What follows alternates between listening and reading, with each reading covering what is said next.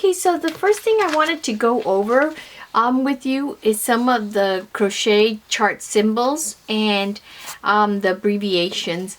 I know that a lot of you have wanted to learn how to read patterns, and this is one of the ways that you would, of course, come to learn how to do that. I got this from the yarnstandards.com, and it's part of the yarn console. They have different pages that you could look up for knitting and for also crocheting. Now, one of the first the stitches that we want to learn, of course, would be, these are the basic ones, and these of course are more advanced, but the first stitch that we probably would want to learn is the chain stitch. Now this is, if you saw it all written it out, it would say chain. When it's abbreviated in patterns, it usually just says CH in lowercase, and if you're doing a diagram like we're you see a lot of the Russian diagrams or Japanese or different diagrams that just have these little symbols instead of the names or abbreviations. So the chain is a symbol that looks kind of like a squished down little circle like that. So the first stitch we're going to learn is the chain. Most of the time you begin with the chain, unless maybe you're working with like a what do you call it,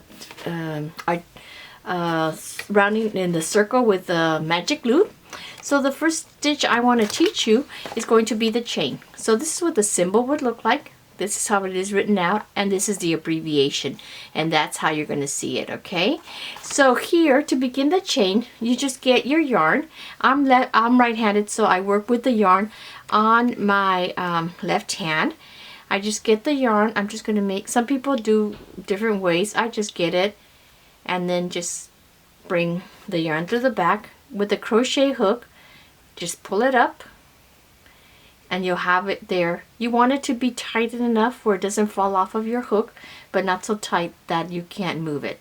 Now here to do the chain, remember this little loop on the hook does not count as a stitch the way that it does on a knitting project. To do the chain, you can wrap the yarn whichever way you find comfortable. Some people do it like this. Usually I just do these two fingers, and then you control the tension of the yarn with how tight you hold the yarn between your fingers. So to begin the chain, you're just going to grab your hook, you're going to grab the yarn and pull it through, and that completes one little chain. Let's get a little closer here so we could see that better.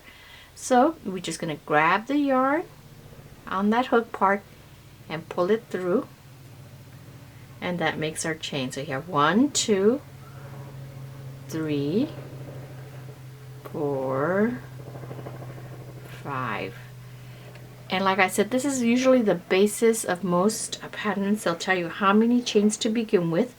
And so like I said, this is a basic stitch. So once again, the chain, you're going to have just that little loop. You're going to grab the yarn, let it go through that, see that little hook part, and then you pull through, and that is a chain. So this is the chain stitch, and you may want to practice that, and this way you could learn how to control the tension of your yarn. If you just held it like this and just try to grab it, you're not gonna be able to learn the tension. So you put it in whichever hand you're dominantly. If you're right-handed, the yarn, it would go on your left hand. If you're left-handed, then it would go on your right, and you would hold the hook on the hand that you are dominant. So here, I'm holding it on the right hand, and that is the chain stitch.